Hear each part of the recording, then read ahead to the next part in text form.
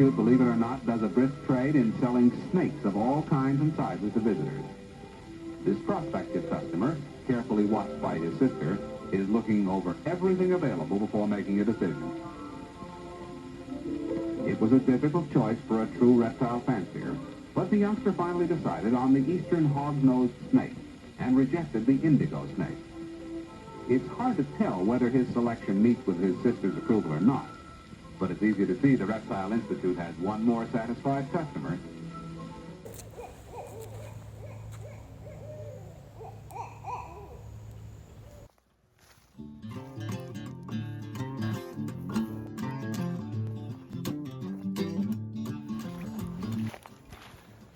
So I'm going to do a little bit of hiking today in habitat here, Sandhills.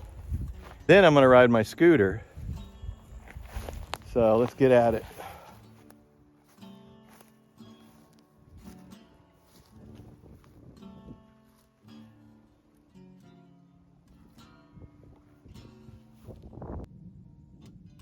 I just walked up on a glass lizard. Pretty good size one too.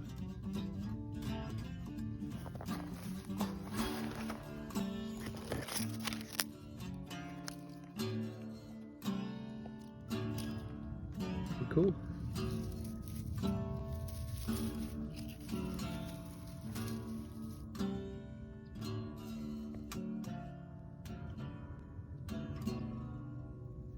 Wow, how about that?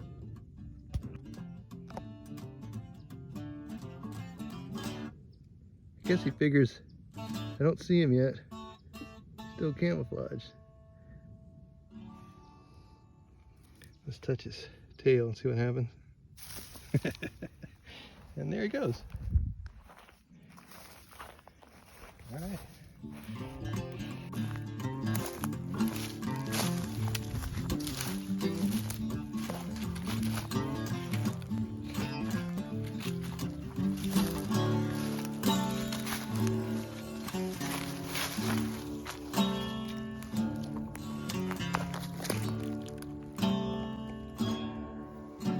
So I'm hiking around here, looking around structure and branches and stick-ups, and I came across this. Small diamondback. This is my third one here this month. This one's in sit. So pretty happy about that. Let's see if we get this guy out so we can see him a little bit better. Oh, I love seeing these little guys. Got a lot of yellow on her. Him. Okay, I got it out a little ways here so we could look at it a little bit better. Eastern diamondback rattlesnake.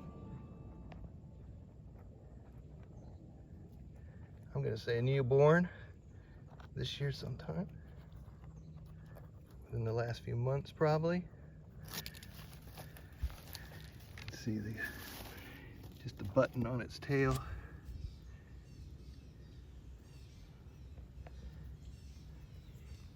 Tiny button.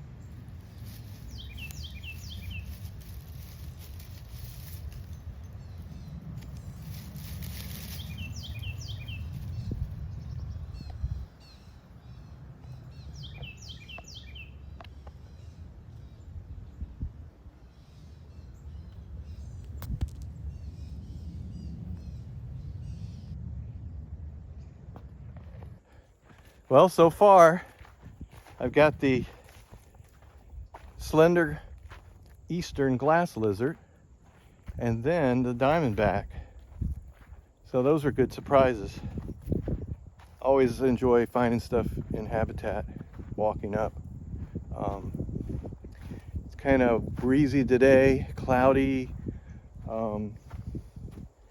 There's a storm out coming this way, tropical depression. It's supposed to hit in a couple days.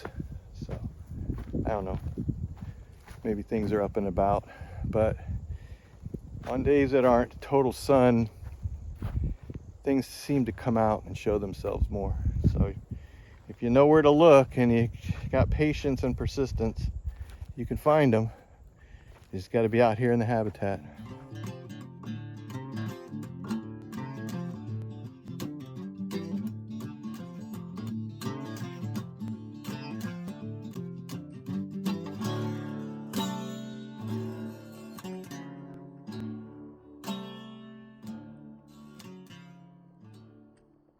I'm on my scooter and get a pygmy. There he goes.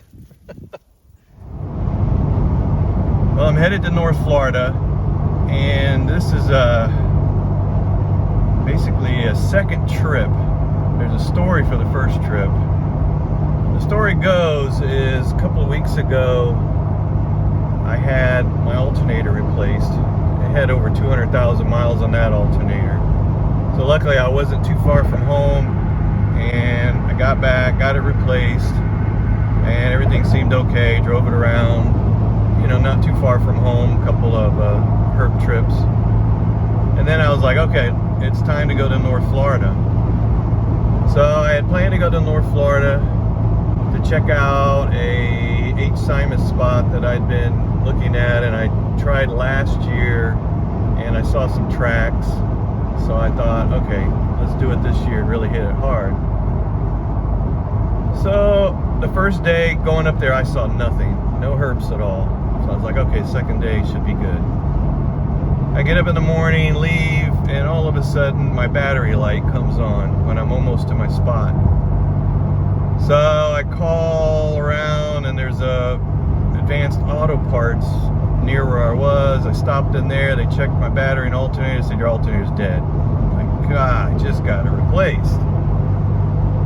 So I tried driving home as far as I could, but the speedometer started looking all crazy, going back and forth. The lights are all coming on, my voltage was going down to nothing.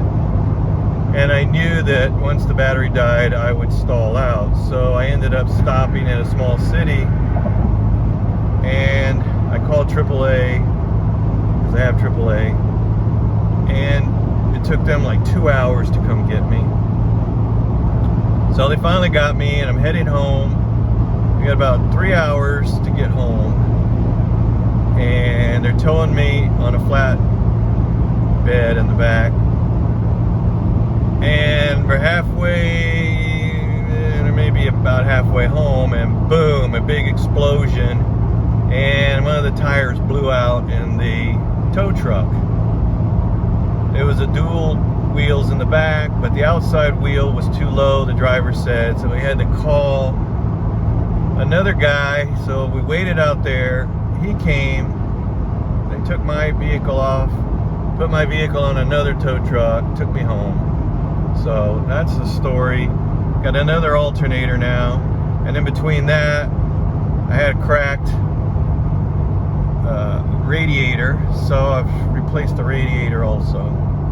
So this is my makeup trip to North Florida.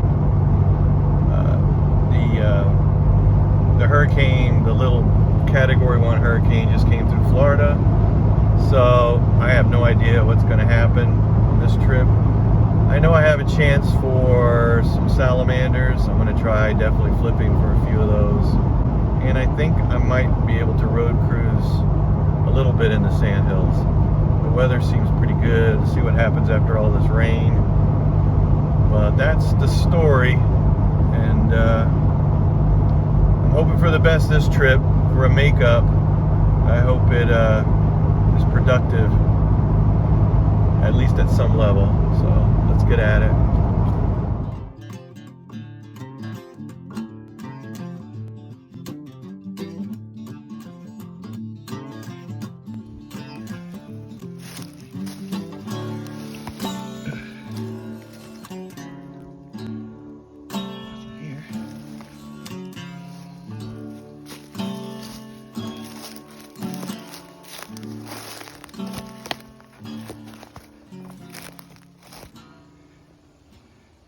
Just flipped this log. Got my first marble salamander. Waiting for the rains.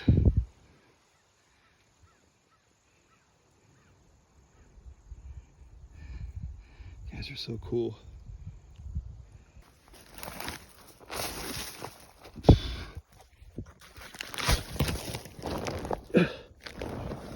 Oh, jeez. There's another one. Man, these guys are so cool looking.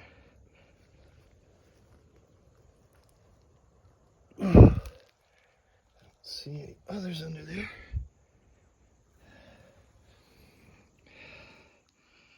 Nice marble. Nice marble salamander.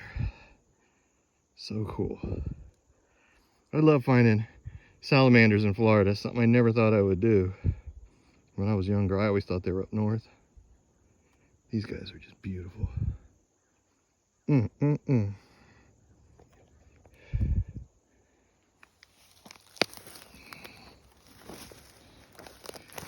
him back.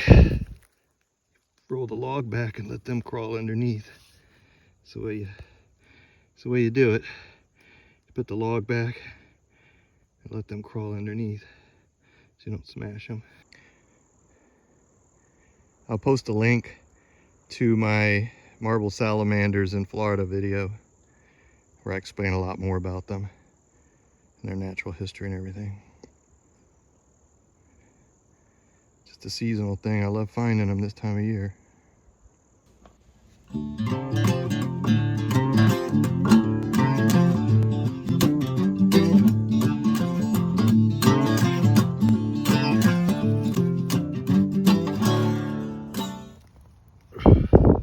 Let this one go.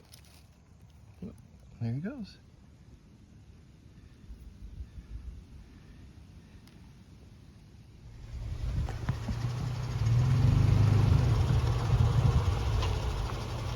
Yeah, another diamondback. Jeez. Well,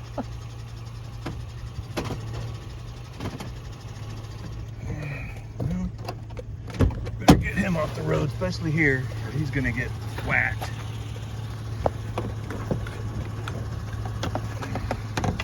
It's just ridiculous how many baby diamondbacks I'm getting. Wow. So many of them.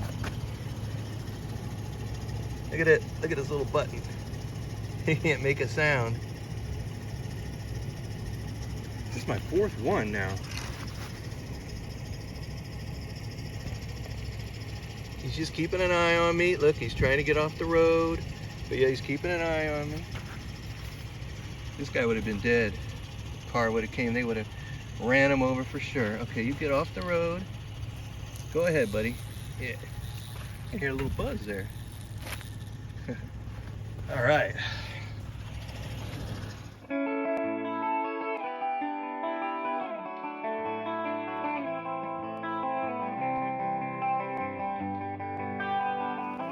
Well, I'm at my second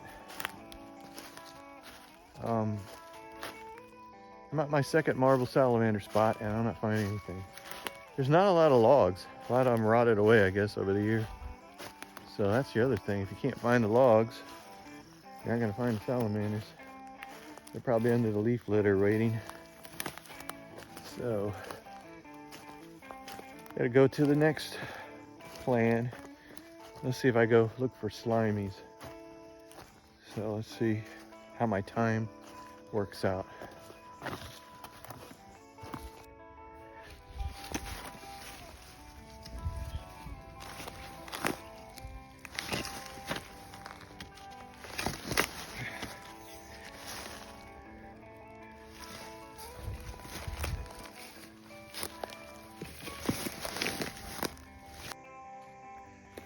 These are great temporary ponds for salamanders and frogs. These kind of places have to stay intact. They provide such a good area for breeding.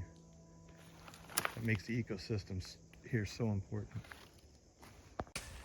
Well, I'm striking out on slimy salamanders. So it's off to the next herp to try to find.